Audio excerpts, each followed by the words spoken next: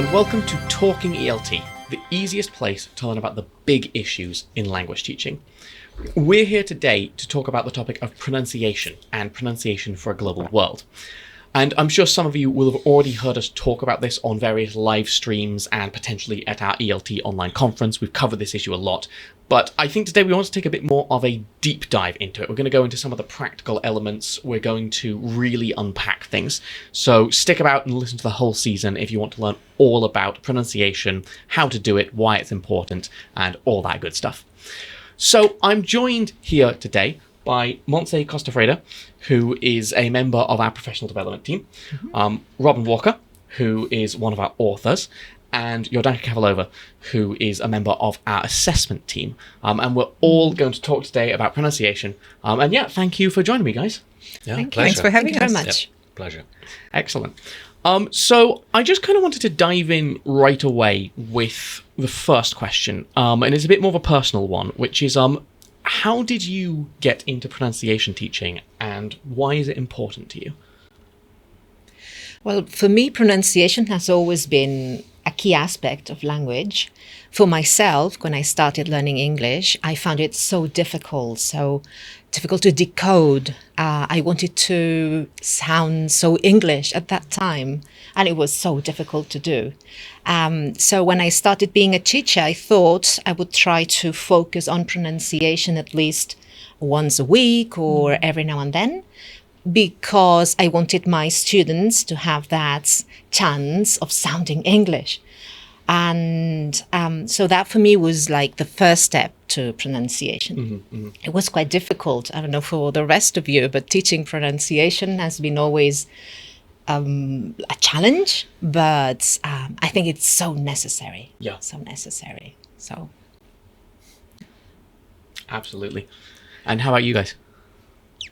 I was just remembering when I went down to university, I was born in Newcastle.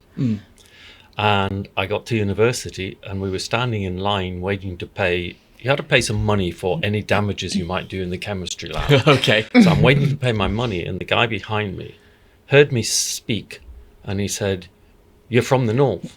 And I said, "Yeah." And he said, "Well, of course, it's the way you say book." And I say, "And how am I supposed to say that?" And he said, "Well, you know." And he said something that I thought was the same. Of course. And I said, "So book?" And he said, "No." What the hell is happening? And that sort of slipped by. And then I got into English language teaching. I left chemistry altogether behind.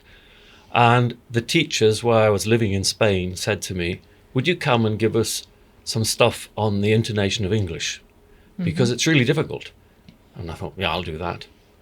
And I sat down to start to write a 30-hour course on the English intonation system and go, "You haven't a clue. You really have no idea, and you have just shot yourself in the foot, because now you have to stand up and talk about this and you don't understand it." And that's when I got hooked. Okay. I go, wow. So I'm doing it, and they keep telling me, "Oh, we love the way you do this." But I didn't know what I was doing, and I didn't understand what I was doing. And then I go, I need to know about this. And that's why I got started. And also I got to find out finally about book and book. The difference between them. Yeah, we need to come back to this one. Yes. Well, you also said hooked earlier as well. Yeah. It's the same way. And I also said Newcastle. Yes.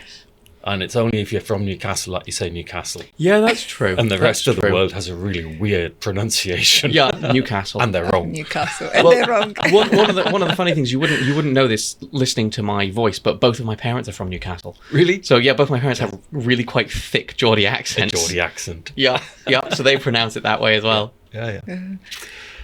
Well, going off on a tangent completely, but actually, I have a Newcastle story, because when I moved to England for my postgraduate degree, so I came in May, I had the summer to work, and I then started in September, and I found a temping job, and there was this absolutely amazing girl who was also temping there for the summer. A very, very kind, very generous, very friendly person. And she really wanted to befriend me, and she really wanted to help me and to show me around and to help me settle in. I couldn't understand a word. And she was from Newcastle. And I had spent 4 years at an American university. I thought my English was perfect. I thought nothing could faze me. And there was this wonderful person. And yes, we're still friends. Lovely. But it is really interesting how everyone talks about wanting a native speaker accent or native speaker pronunciation, and there's that thing of what's that actually mean? Because obviously you then arrive and you talk to people with regional accents, and they're all completely different. Yes, yeah. I'm sure we all have stories. Yeah. And we were talking about that last night about how many accents there are in the UK. There are accents in Spain, but it seems here that if you move from one part of the city to another, your accent is different, and people can detect the difference and say, oh, you're from the south of the city, and so on and so forth. And some of them are quite challenging. Yes. Honestly. The British or the Spanish? No. Well, both, I guess. Both, But I got off the bus, and the bus driver had been really friendly as you came up chatting to us. And I got off the bus and picked up my suitcase, and I said, is there a taxi rank near here? And he said, yeah, just go through that passage, and it's next to the toy restaurant. And I go, toy restaurant? So there's that action man and dolls sitting down for a meal together. And then I go, oh, it's the Thai restaurant. And it was just such a wonderful moment. It was such a lovely accent. Yeah. But actually, if you're expecting Thai, you're going to have to really rethink that one through to get to Thai from toy. Yeah. I had wonderful images in my mind about what this restaurant would be like. And very, very disappointed. It is really interesting, that difference, though. Again, another tangent, but I really like looking at why that's happened, and the fact that because England has so much over the years, over the history, has so much different waves of immigration, so many different waves of immigration coming in, where you first have the Celts, and then you have the Romans, and then you have the Saxons, and then you have the Danes, and it's really interesting how you can look at if you look historically at the waves of colonization and where they got through to from where they were coming, the current accent regions match that almost exactly. So you can see when you're northern, that's exactly where the Danes were, and then the shift from the northern accent to the slightly more southern is so sudden. It happens so quickly at such a precise border, and the border lines up almost exactly. But what's interesting also, because you were talking about the Newcastle accent, I think, before when we were chatting. A lot of times when people say they don't understand, for example, a Newcastle accent, the person speaking to them is not speaking in English. No. So there is this thing about accent and dialect, and they're very often conflated. And people say, this accent's not intelligible. Yeah. When in fact the person they're listening to, so I had students saying, well, Robin, don't be offended, but I was in Newcastle all summer and I'd sit on the bus and I didn't understand anything. And I go, no, because you were sitting on the bus listening to two people speaking in Geordie dialect. Yes, yeah. Whereas if they'd spoken to you in standard English with a Newcastle accent, you would have understood. Yes. And in fact, once out in Hong Kong, where I was giving a workshop, I started the workshop with my best Newcastle accent, but in standard English. Okay. It's actually quite difficult to do because we were told off so often in Newcastle as kids at school not to use our Geordie accents because it would actually make life difficult for us professionally later. So you were actually coached out of your accent. But I thought, I'm going into this talk and I'm going to use my Newcastle accent for at least the first 20 minutes. And so I put on a fairly thick Newcastle accent, but used totally standard English. And then I stopped after 20 minutes and said to people, are you okay? Am I intelligible to you? And everyone said, yeah, we understand everything. And I said, okay, well, you should know that I've been talking to you. And I flipped into what would be more a standard RP type accent. I flipped and I said, this is the accent I would normally use. I've been using a strong Newcastle accent. I want you to start understanding that accents are seldom the problem. And they are different, but most of the time we can actually understand each other despite our accents, and then recognize the person's identity through their accent. Yeah. It's part of them. So that was an interesting experiment, which I didn't repeat actually because it was extremely difficult to use a Newcastle accent in Hong Kong For 20 minutes.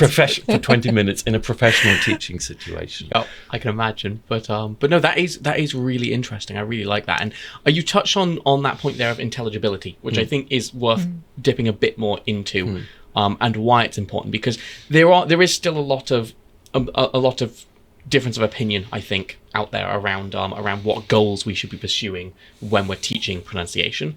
And you mentioned how you were taught not to use your Newcastle accent, and I'm sure that is something which a lot of teachers out there will be familiar with, and a lot of students. So where there's certain areas of the world, certain countries, certain regions where maybe less so now, but for a very long time, people have been taught, okay, well, you need to stop using your native accent when you learn English. You need to use a native English speaker accent. So yes, I guess I just want to touch on that point of intelligibility versus native speakerism.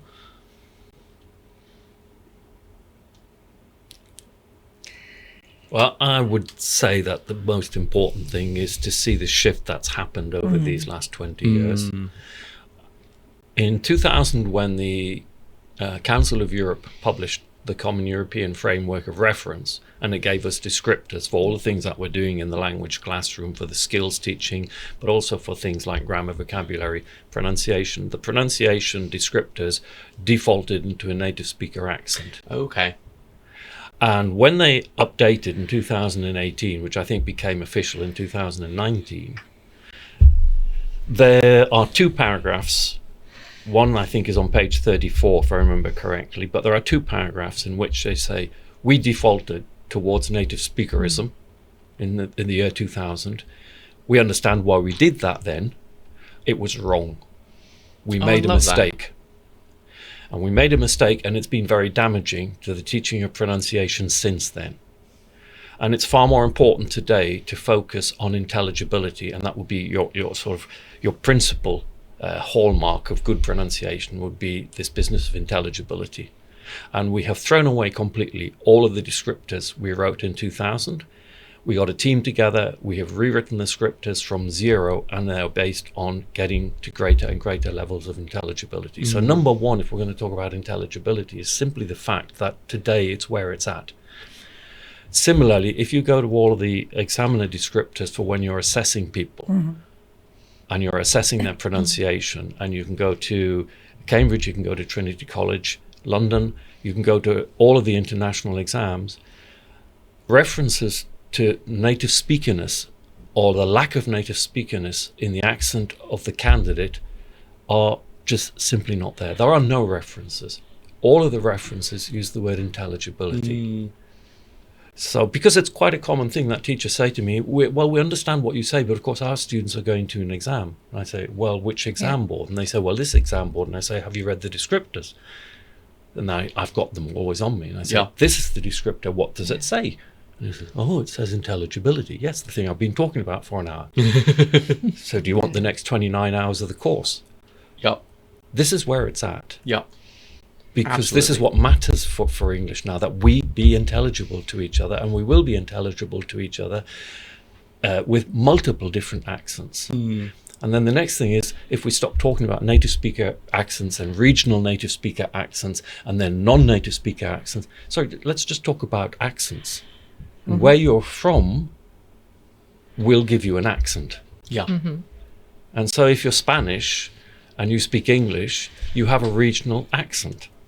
And your region is Spain. And you may even have an Andalusian English accent or a Catalonian English accent. But it's just a regional accent. And like every other native speaker regional accent, it's valid as long as it's intelligible. Absolutely. So that's the first thing. And it makes so much sense, right? And takes the pressure off you of trying to be or trying to sound in this very specific way. And when probably you don't have the skill because your sound system doesn't have some of the sounds, for example, and it becomes so difficult to mimic and copy a specific accent.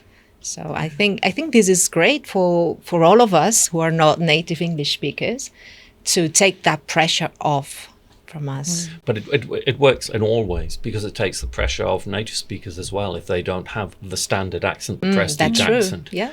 So I mean, as I said earlier, when this guy said to me, because you say book, and I didn't actually understand, and then when they kept hammering away at this way I was saying book, and finally I go, oh, it's slightly like that. Well, later, when I was trained in phonetics, I was finally able to go book. And I struggle to do it. I really struggle. And I shouldn't be struggling after all of this time. Surely, you know, I'm supposed to be an expert in this area. Surely I can do this. No, I can't. So it's not just non-native speakers who lack the inventory. Lots of native speakers do, because they come from different regions where certain sounds just don't exist. Gemma, you know, my co-author, she was born on the east coast of Scotland. There are loads of sounds from a prestige English accent that she struggles to do. She can do technically, like I can go book, but she has to think about it. Yeah, of course. So we take the pressure off everybody, because most of the teachers out there do not have this standard, so-called standard accent. I'm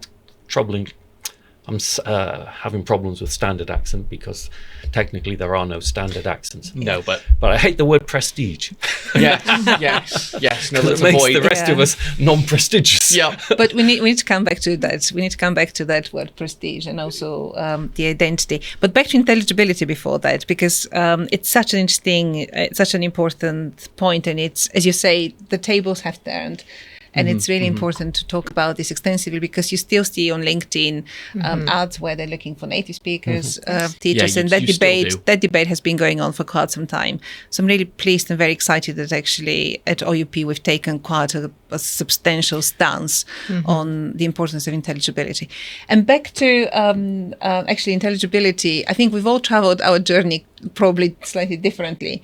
I was teaching English as a way to earn money as I was at university. And I always avoided the pronunciation activities. Okay. Because I realized that they didn't contribute in any shape or form. And this was primarily because they were teaching things that now we know are not really relevant unless you're striving for native speaker accents. So the weak vowel, the schwa, this was everywhere. In every Everywhere. single book you open, in every single lesson, sentence stress and rhythm as well. Yeah. And I did try initially, then I thought, why am I wasting precious time in the classroom? what's And this actually, actually doing? it's not benefiting my students, and I didn't see the effect of it. And for me, the light bulb moment was very much during my postgraduate studies here in England. I did linguistics, and I did a few amazing courses in phonetics and phonology with some absolutely brilliant people. And that's when it started clicking. And then when I started realizing there are certain elements that actually make a difference, certain things that I'll never be able or wouldn't want to even say, but they can help me understand native speakers. And there are certain things that I can work on. And around that point, the English language, lingua franca, started coming through, and I started hearing about it. And this was a game changer indeed. Yeah. Oh, yeah, it was. I can remember, so it's 1997, I calculate. And I was at York at the university for IATEFL, the annual conference. And there was this woman who was going to give a talk on what really matters for English being used, for the pronunciation of English being used internationally. And I went along to the talk. The room was packed. It was a tiny room. And I'd spent 3 years at that point actually working out my priorities for my students, because they were in a school of tourism. They got English 3 hours a week maximum. And I had very little time, therefore, to impact on their pronunciation, but their pronunciation needed work. Yeah. And I went looking, what are the priorities? Where can I usefully... This was the Yes. I'm not going to do the whole thing. The whole thing's not relevant. But where can I really focus? And I'd got my answers, and I was so pleased with myself. And this woman basically threw at least 50% of my answers out of the window. Okay. I thought, who is she? You know, I was indignant. Yeah. I didn't walk out, because I've never walked out of a talk. I think you don't do that. You stayed till the end. You chose to go in. You stayed till the end. And I thought, well, that was a waste of an hour. And then she published in the journal that we ran for the pronunciation special interest group. And I just didn't read it. I thought, I'm not wasting my time reading this. And then I realized she'd got under my skin. Yeah. Yeah. I thought, okay, so let's put her in her place. So I started to read the articles. And then out came the 2000 book. And I thought, wow, that's a pretty hefty book. Oxford University Press wasting time and money again. So I got a copy and I started to read it. Yep. And the more I read it, the more I go, this is stunning. She is so right. And I am so wrong. Yeah. And that was when the whole thing of intelligibility began to fit into place. And then you get to this critical moment where she presents the lingua franca core, and you start reading through and you go, yes, yes, and all this stuff about weak forms, and it was absolutely everywhere in the In course every books, single and book. still is It still everywhere is. in course books. We try not to. I think we've changed that a little bit, but you're right. Good. Yes. Because I've been telling you to change it for Yes. a while. Yeah. But it was this sudden realization. It's exactly what you just said, Yordanka, that this is going to the heart of the matter. This will affect.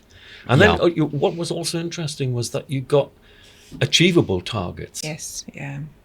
How many hours did we spend with students trying to get the exact vowel quality difference between sit and seat?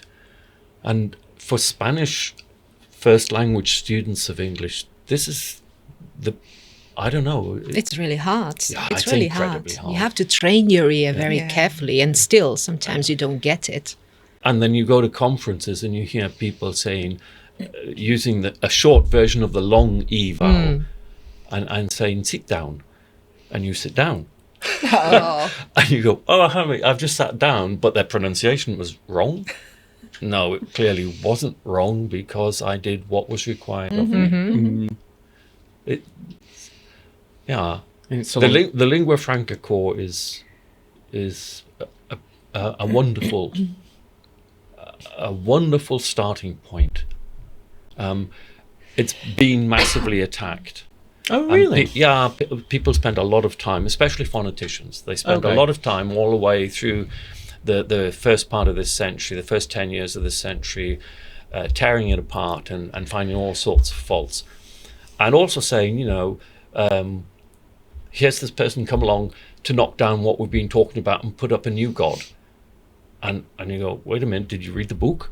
Yeah. She's constantly saying, this is where I got with the data available. New data will require a change. This is empirical. Yep. If we get new evidence, we're going to have to shift the lingua franca core to where the evidence is.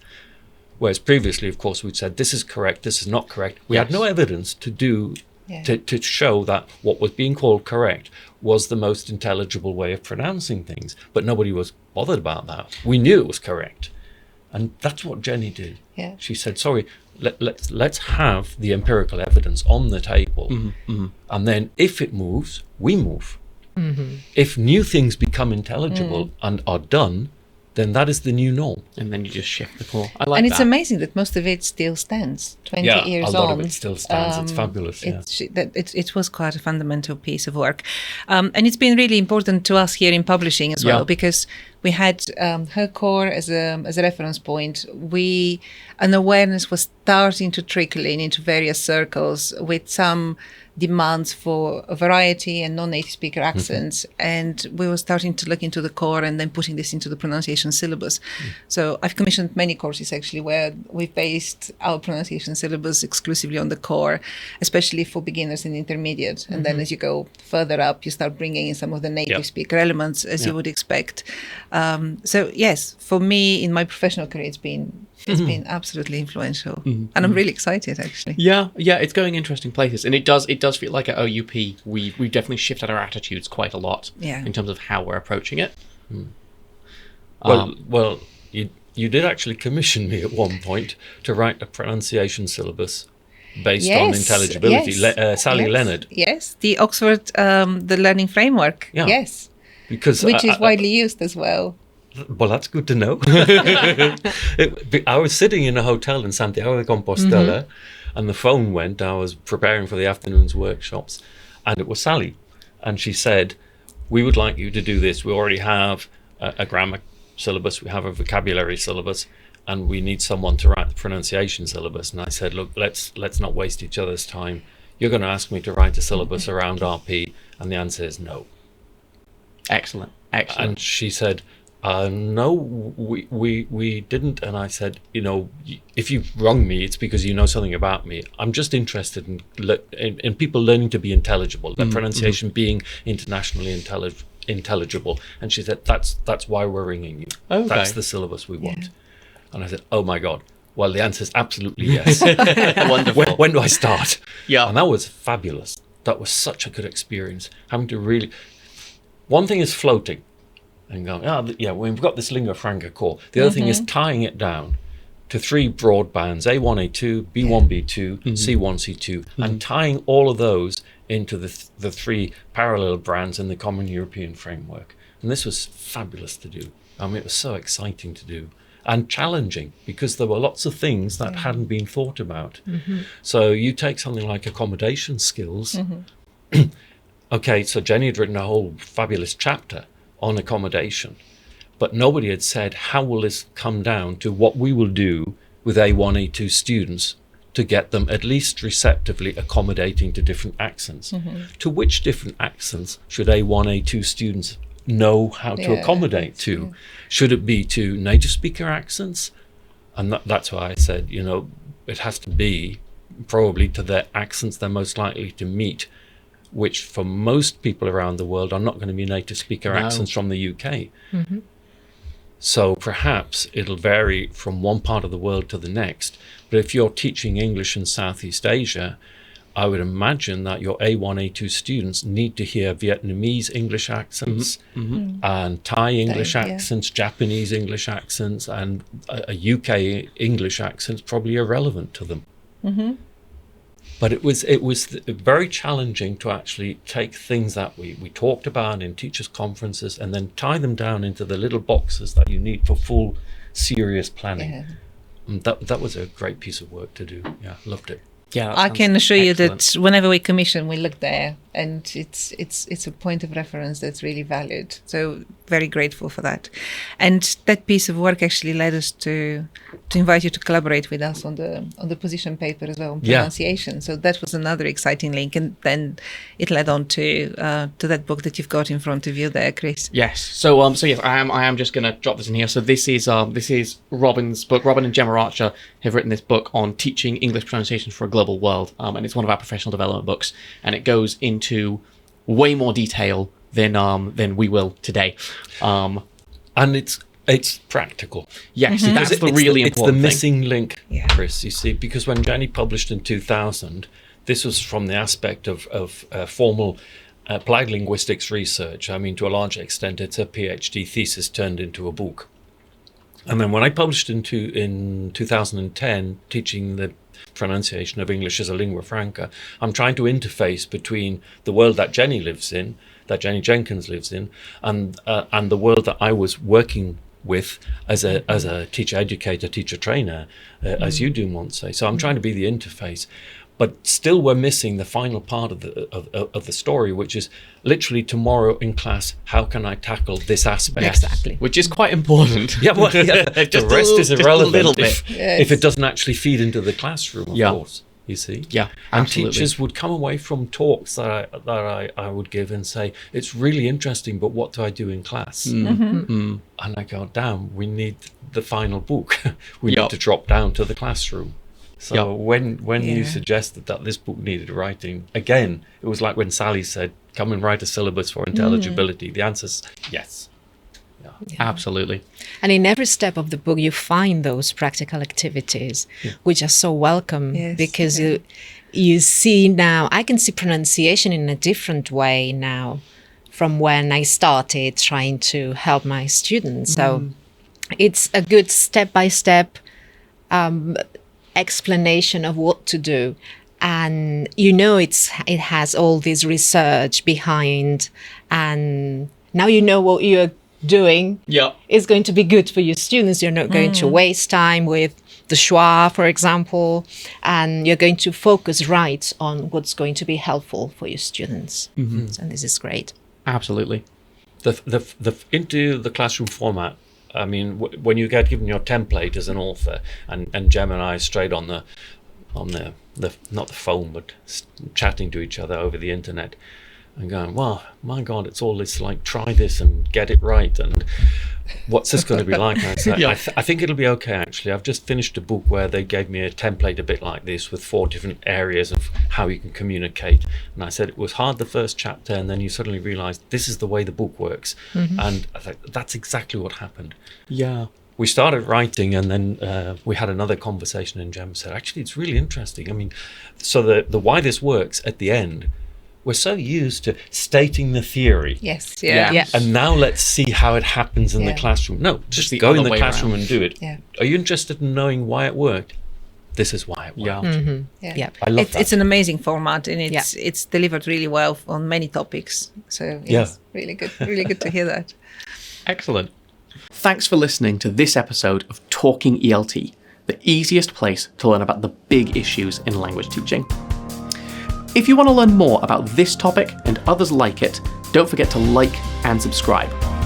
Or if you want to take a deep dive into pronunciation teaching, try our book, Teaching English Pronunciation for a Global World by Robin Walcott and Gemma Archer. Just follow the link in the description. Thanks.